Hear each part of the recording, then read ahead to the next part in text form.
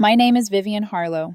I am 31 years old, and I called off my own wedding with a single Instagram post. If you met me on paper, you would probably think I was the safe choice.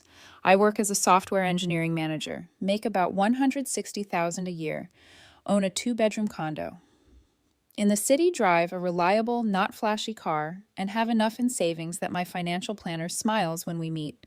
I am not private jet rich, but I am comfortable, stable, predictable. That is how my fiancé's family liked to describe me when they thought I could not hear. Stable, predictable, the rich one. I had been with Adam Carter for 4 years, engaged for 1. We met when we were both still climbing in our careers.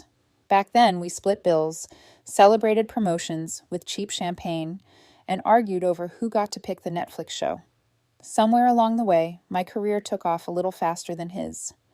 Raises promotion stock. Suddenly, I was the one with the bigger salary and the paid-off car and the condo in my name. Adam's mother laughed the first time she found out what I made. "Adam, you really landed a good one," she said, patting his arm. "Do not mess this up. Women like Vivian do not come around twice." It was meant as a joke. It did not feel like one. By the time we got engaged, it was just assumed I would pay for most of the wedding. And I did, without really questioning it. The venue deposit, the catering, the band, the photographer, the flowers. About $45,000. All told carefully tracked in spreadsheets and shared folders. Adam and his family handled decorations, showers, bachelor and bachelorette trips, the fun stuff. 2 weeks before the wedding, Adam left for a long bachelor weekend at some beach resort with his groomsmen. Photos started rolling in of golf carts, hotel pools, shots lined up on sticky bar counters. He kissed my forehead at the airport, promised to text me each night, and said, "Next time we fly together, we will be husband and wife." I stayed home. I had a product launch coming up at work, and the idea of babysitting a group of drunk men in matching t-shirts made me want to lie down.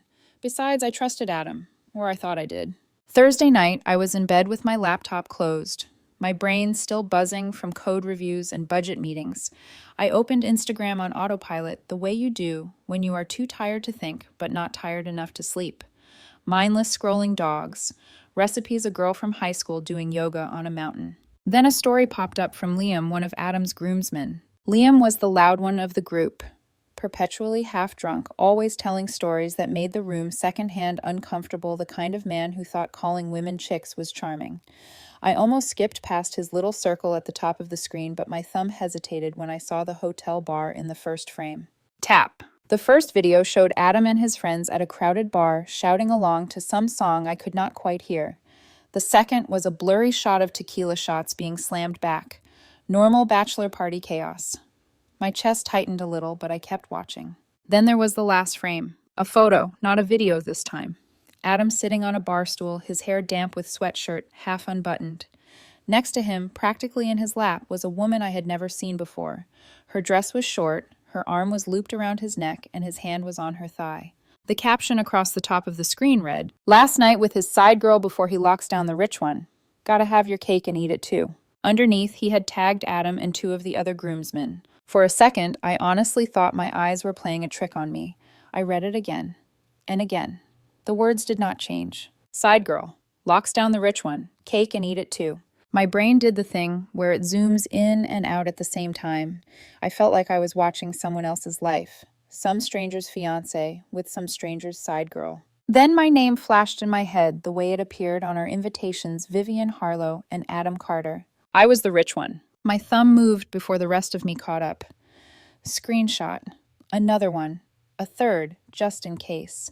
I knew it would not last. Men like Liam might be sloppy, but they were not stupid. I refreshed the story. Gone. Maybe 20 seconds had passed from the time I saw it to the time it disappeared. Long enough. I stared at the photo frozen on my camera roll, the little icons at the top showing Adam's tagged handle. My heart was beating so hard my hands shook. The room felt too quiet, as if the walls were waiting to see what I would do. The first impulse was obvious call Adam. Demand an explanation. Ask who she was, why his hand was on her leg, why his friend thought this was a joke that the world needed to see. My finger hovered over his contact. Then I heard my father's voice in my head, the way it sounded years ago, when his own divorce papers were still fresh. "Once you know the truth," he said, staring into his coffee. Pretending you do not just makes you a fool twice. I put my phone down. Instead, I opened my laptop and clicked into the shared wedding folder. The spreadsheet was still color-coded and neat the way I liked it. Tabs for vendors. Guest list. Budget timeline. Next to each vendor's name was my note deposit amount balance due cancellation terms. My cursor hovered over the first one, Riverside Hall, venue. I opened our email thread and started typing. Hi, due to unforeseen circumstances, I need to cancel our wedding booking on date. Please confirm the final amount owed under the terms of our contract and apply the deposit accordingly. Copy, paste, paste again. I moved methodically down the list. Venue, caterer, photographer, band, florist. With each email, the shape of my future shifted. I could see the numbers adding up in the back of my mind. The venue was already non-refundable at this point, $12,000 gone. The catering contract said 50% if canceled within 30 days. The band and florist would keep their deposits. The photographer would keep hers. By the time I finished, my rough mental math told me I was about to lose between $22,000 and $25,000. I closed my eyes, inhaled, and let that number sit in my chest. Cheaper than marrying a man who slept with someone else on his bachelor trip. When the last email was sent, I opened Instagram again, this time not to scroll, but to post. I chose the clearest screenshot of Liam's story. Adam on the bar stool, the woman draped over him. The caption about his side girl and the rich one sharp and undeniable. Then I started tagging. Family. My friends. His friends. Co-workers who had already bought plane tickets. People who had RSVP'd, yes. Everyone who mattered enough to see me in a wedding dress in 2 weeks. For the caption I typed, "Wedding is off. See above for why. I am sorry to everyone who made plans or bought gifts. The groom can explain the rest." I read it 3 times. I thought about softening it, about saying we decided or things did not work out. Then I thought about the woman in the photo, the hand on her thigh, and the way my future mother-in-law called me the rich one like a walking investment account. No. I hit post. For a moment, nothing happened. The photo sat on my screen, a square little bomb, the caption beneath it clean and simple. My hands were still shaking when I locked my phone and set it face down on the nightstand. I turned it off altogether after that. No buzzing, no notifications, no chance for anyone else's version of the story to reach me before I could breathe. I expected the adrenaline to keep me awake all night. I expected to pace a groove into my bedroom floor to replay every conversation with Adam, every almost forgettable red flag, every time his friends joked about one last wild ride. Instead, I lay down on my side of the bed we had shared until he moved to his parents' place for the weeks leading up to the wedding for tradition, and stared at the ceiling. For the first time in months, there was no knot in my stomach about his late replies, no anxious calculation about whether I was being needy or crazy for wanting reassurance. I whispered my father's words into the dark. Once you know the truth. Sometime between that sentence and the next thought, my body decided for me. I fell asleep, and I slept like a person who had finally stopped lying to herself. When I turned my phone back on, the next morning, it nearly vibrated itself off the counter. Notifications poured in so fast the screen lagged. For a moment, I just stared at it while the coffee machine hissed behind me, as if the universe was giving me a few seconds to brace myself before the impact. By the time everything loaded, the numbers were almost comical. Dozens of missed calls from Adam, nearly 20 from his mother, several from his father and sister, and hundreds of texts and DMs stacked in long, unreadable columns. I hadn't even touched my mug yet, and the day already felt like a storm was blowing straight through me. The first voicemail I opened was from his mother. Her voice blasted so loudly I had to pull the phone away from my ear. "Vivian, how dare you do this to my son? You call me back immediately. Immediately." The next was from his father demanding an explanation this minute. Then his sister Alyssa shouting that it was just a joke and that I needed to delete the post instantly. Then Adam's messages began coming through in one frantic chain. They started confused, asking what was going on, then quickly shifted into anger, then begging, then threats to come over if I didn't pick up. It was every emotional stage except accountability. I set the phone down and let the rest pour in without reading them. One voicemail stopped me in my tracks. It came from Liam, the groomsman, who had posted the story, the timestamp showing it had been left around 3 a.m. The moment I played it, I knew he was drunk before he even finished the first word. His voice wavered and slurred, the kind that always gets followed by an apology no one asked for. "Vivian, oh my God, I'm so sorry. I didn't mean for you to see that. I was wasted. It was supposed to be a joke. Well, not a joke, but like, everyone knew. You weren't supposed to see it. Look, Adam loves you, okay? He does. The side girl thing is real, but it's not serious. It's just for fun. Everybody does it. Please don't ruin his life over this. I felt something inside me flatten like a piece of me that had been clinging to the possibility of misunderstanding finally went quiet. It wasn't the drunken rambling that mattered. It was the honesty underneath it, the kind only people reveal when their guard is gone. I saved the voicemail, backed it up to my cloud, then emailed it to myself twice. I wasn't going to risk it disappearing like the Instagram story had. Then an unknown number called. I picked up without thinking and immediately regretted it. "What have you done to my son?" Adam's mother screamed, skipping any greeting. "Do you have any idea what you've caused?" I ended the engagement, I said, keeping my voice steadier than I felt. "Your son cheated. That post was a joke, a drunk, stupid joke. You have humiliated him over nothing." If it was nothing, I asked quietly, "Why did Liam delete it 20 seconds after he posted it?" Silence. For the first time since she started screaming, there was a pause long enough for me to hear my own breathing.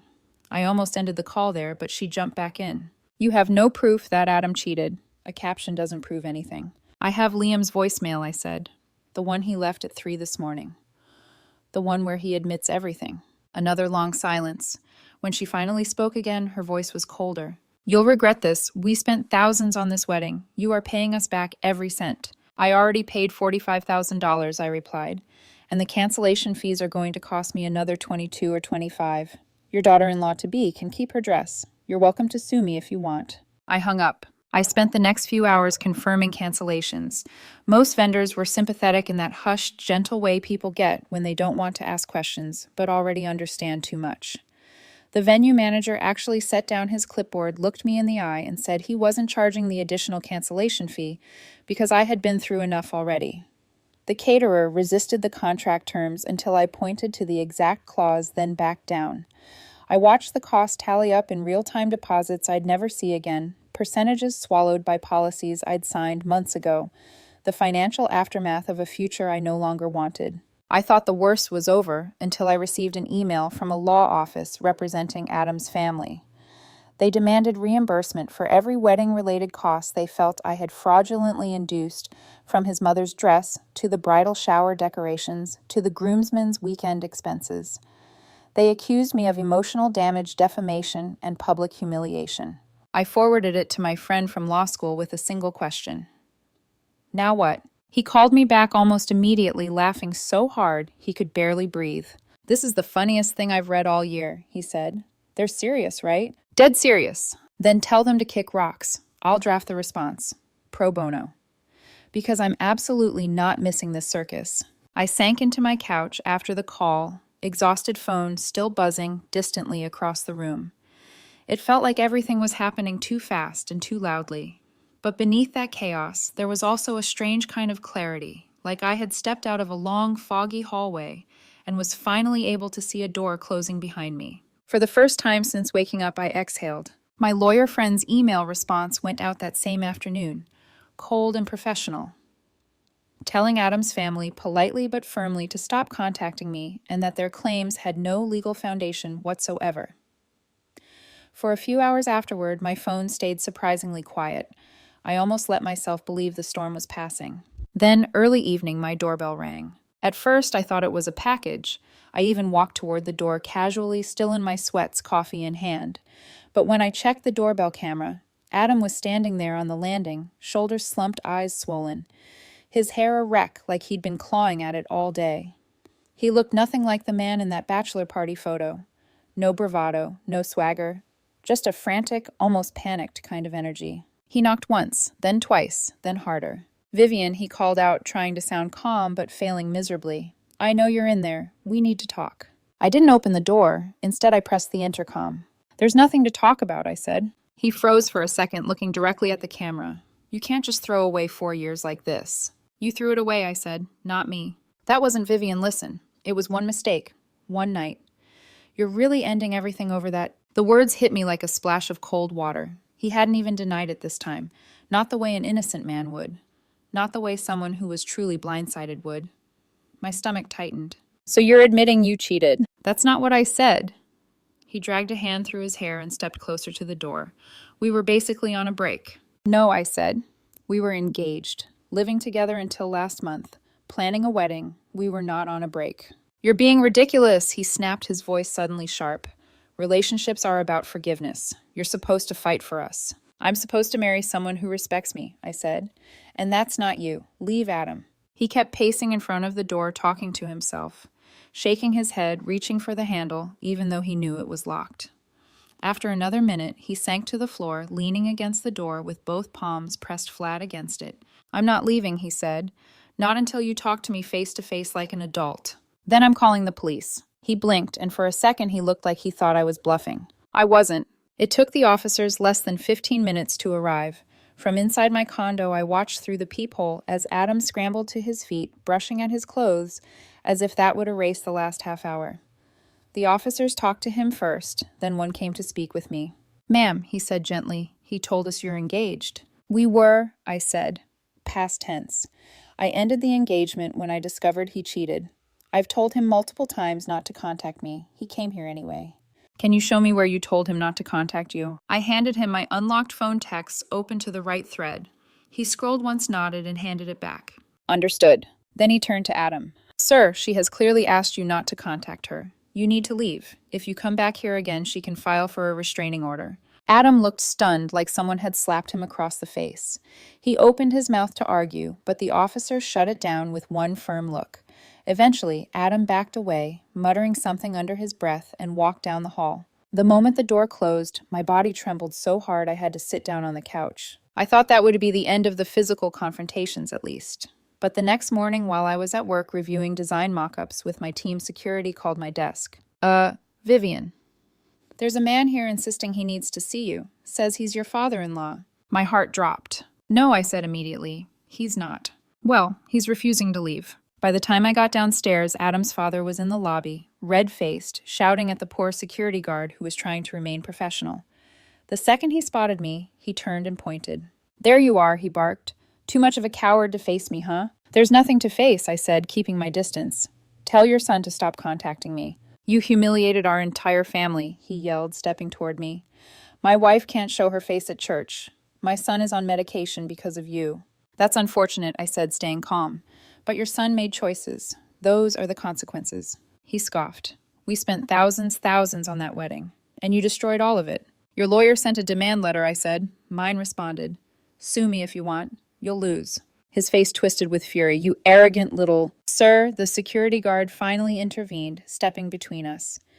You need to leave, now, or we're involving the police. Adam's father glared at me like he wanted to memorize my face and burn it into memory out of spite. Then he jabbed a finger toward me. This isn't over. Then he stormed out. It should have ended there. But within the next couple of days, I started getting messages from unknown numbers, insults, threats, voice notes dripping with entitlement and cruelty. Some told me I'd die alone. Others told me Adam deserved better. One woman, probably a cousin or distant relative, told me I had ruined a good man's future. I filed a police report, not because I thought anything would come of it, but because at this point the documentation mattered. Then, as if the week hadn't been surreal enough, my lawyer called again. So, they went through with it. Went through with what? Filing the lawsuit. Small claims. $12,000. That's the max they can try for. I let out a humorless laugh. For what exactly? Oh, everything he said. Wedding dress, bachelorette trips, shoes, invitations. Basically anything they can think of. Can they win? He clicked his pen against something on his end of the line. Hell no. But you need to show up. Bring the screenshot. The voicemail. The texts. Everything. He paused. And mentally prepare. Families like this don't go quietly. He wasn't wrong. And the worst part, this whole saga was just getting started. Court day arrived exactly 6 weeks after the bachelor party photo detonated my life. I woke up strangely calm, like my body had finally accepted we were walking into a circus and decided to conserve energy. I dressed neatly, printed every piece of evidence, tucked it into a folder, and met my lawyer friend outside the courthouse. He looked like he was attending a comedy show, not a legal proceeding. Inside the small claims courtroom, Adam's entire family filled one side of the benches like they were attending a graduation. Parents, sister, grandmother, 2 aunts, and uncle. Their faces were tight, angry muscles, clenched in synchronized disapproval. I sat with my lawyer on the other side, just the two of us, a painfully quiet island. Our case was called. Adam's father stood up immediately, puffing his chest, carrying himself like a man who believed outrage equaled righteousness. The judge asked him to explain why they were suing for $12,000. My son's fiancé, canceled their wedding less than 2 weeks before the date. He said, "We paid for dresses, showers, parties, travel invitations, everything. We acted in good faith, and she humiliated us. This is compensation for the financial damage she caused." The judge flipped through the packet they submitted. And why did she cancel the wedding? His father hesitated. There was a disagreement. What kind of disagreement? The judge pressed. "I don't believe my son's personal life should be—" "It's relevant," the judge said. "Why was the wedding canceled?" Adam's father faltered, sweat forming at his hairline. My lawyer stood. "Your Honor, my client discovered evidence that her fiancé had been unfaithful. We have documentation." The judge held out his hand. My lawyer passed him the printed screenshot and the transcribed voicemail. The judge read the screenshot slowly. Then he read the voicemail transcript. His eyebrows lifted halfway through. He looked up. So the judge said, turning back to Adam's father, "Your son was cheating." "That was a joke," the father insisted. "A drunk groomsman making a stupid joke. That's all." The voicemail transcript shows that the groomsman admitted it wasn't a joke, the judge said. He said it was real. "He was intoxicated," Adam's father argued desperately. "You can't take that seriously." The judge closed the folder. "If your son was unfaithful, she had the right to end the engagement. You cannot sue someone for refusing to marry a person who cheated on them." "But she posted it publicly," the father blurted. "She humiliated our entire family. My son is in therapy because of what she did." "If your son didn't want people to know about his behavior," the judge said evenly, "he shouldn't have engaged in that behavior. Case dismissed." The gavel didn't slam, it just tapped softly, but it felt like a punchline landing. My lawyer smirked. Adam's father looked like he might burst a blood vessel. We left the courtroom. I thought that was the end of it. But of course it wasn't. In the parking lot, Adam's mother intercepted me like she had been waiting in ambush. "I hope you're satisfied," she hissed. "Pretty satisfied, actually," my lawyer muttered beside me. She ignored him. Her energy was laser-focused on me. "She's on antidepressants now, Vivian. She had to quit her job. She cries every night. You ruined her entire future." "Adam ruined his own future," I said. "I just stopped pretending everything was fine. It was one mistake," she snapped. "Everyone makes mistakes. You were supposed to be the bigger person." "I am being the bigger person," I said. "I'm letting him keep the ring, the gifts, everything. I'm not countersuing for harassment. I'm simply walking away." Alyssa stepped up beside her mother, eyes narrowed, like she thought intimidation worked better when done in pairs. "You're going to regret this," Alyssa said. "No decent man will ever want you after what you did. Everyone knows you're vindictive." My lawyer laughed out loud, which made Alyssa's face flush red. "Lady," he said, "she's gotten over 50 DMs from men, thanking her for having standards. I promise she'll be fine." I didn't correct him, even though the number was closer to mid-30s. It wasn't worth giving Alyssa anything. They stormed off. I tasted the metallic thrill of relief in the back of my throat. A weight lifted, but only briefly. Because 3 weeks after the court victory, I woke up to messages from friends saying, "Have you seen this?" And, "Vivian, is this about you?" Adam, or more likely his mother, had started a blog. The layout looked like any sad lifestyle site, pastel headers, inspirational quotes, overly filtered photos. But the content was a complete rewrite of reality. According to the blog, Adam had been publicly destroyed by a cruel, unstable fiancé who weaponized social media to humiliate him. She claimed he had never cheated, that the caption was a bad joke I seized upon to ruin his life, and that I had stolen months of labor and tens of thousands of dollars from their family. Commenters flooded in with sympathy. "Poor guy. What a nightmare. She sounds psychotic. I hope he sues her again." It spread. Local lifestyle bloggers shared it. A couple of influencers reposted it with captions about internet cruelty. People I didn't know messaged me hateful things. Someone even found my LinkedIn and sent a message to my boss accusing me of emotional abuse and corporate manipulation. I got called into HR. The director closed the door, folded her hands, and said, "We received a concerning message." I had come prepared. I laid out everything: the screenshot, the voicemail, the text, the court judgment, the police report. She listened carefully, then said, "This appears to be retaliation. We'll document it. If anyone else contacts us, we will refer them to legal." It wasn't the stirring defense of my honor I secretly hoped for, but it was solid. It was enough. 6 weeks after it appeared, the blog vanished. No explanation, no farewell post, just gone. But the damage lingered. Articles remained. Think pieces stayed searchable. My name was still tied to the scandal whenever someone Googled me. I thought about deleting my original Instagram post, but my lawyer warned me not to. "It's your evidence," he said. "The second it disappears, they'll claim you fabricated everything." So I left it up, and people still found it, still commented, still argued with each other in the replies. By then, I thought the story might finally be fading from my life. But I didn't know yet that the ending would be the one thing I never expected. 4 months passed before the noise around me finally softened. The scandal stopped feeling like a fresh wound and more like a scar I had learned to stop touching. People still commented on the Instagram post every now and then, little flare-ups in an otherwise quiet landscape. But the desperation, the shock, the ache in my chest whenever someone mentioned Adam, all of that slowly faded. I poured myself back into work. I said yes to more dinners with friends. I even started sleeping through the night again without jolting awake at 3 a.m., convinced someone was banging on my door. It took another couple of months before I felt ready to let myself be curious about dating again. Not excited, not determined, just curious. I met Daniel at a friend's barbecue in the middle of summer. He was a teacher, calm, gentle, with a sense of humor that felt effortless, the kind of man who didn't have to raise his voice to be heard. He didn't know anything about the scandal, and being around someone completely outside that universe felt like stepping onto fresh, clean ground. Our first date was simple coffee on a rainy afternoon. Then a second date wandering through a street market, laughing about how he kept buying snacks he insisted he didn't want. By the third date, something inside me had shifted enough that I realized I wasn't flinching every time my phone buzzed. I wasn't bracing myself for attacks, accusations, or guilt trips.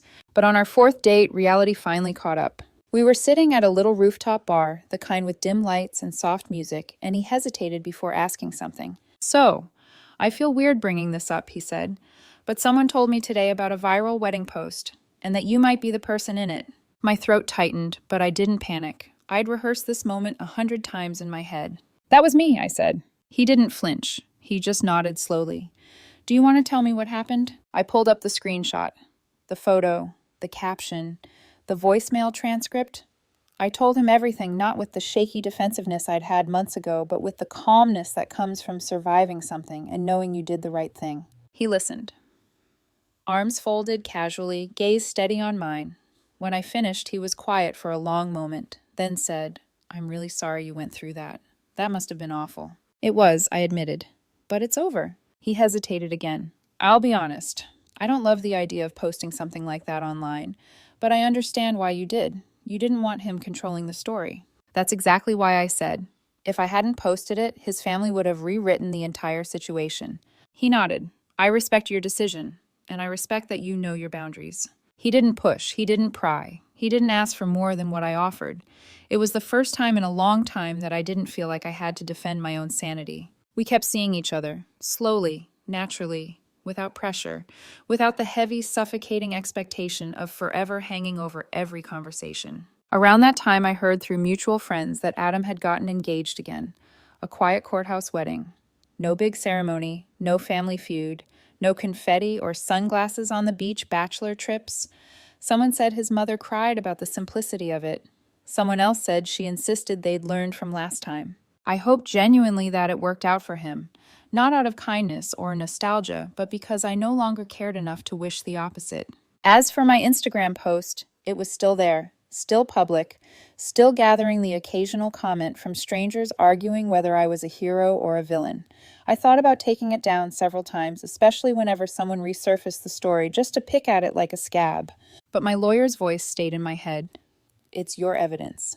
If it disappears, they'll rewrite the ending." And maybe some endings should remain exactly as they happened. One evening, months after I started seeing Daniel, a comment appeared under the post, buried under hundreds of others, simple and almost too direct. "This isn't revenge. This is self-defense." It struck me harder than I expected, because that was the truth, the real truth.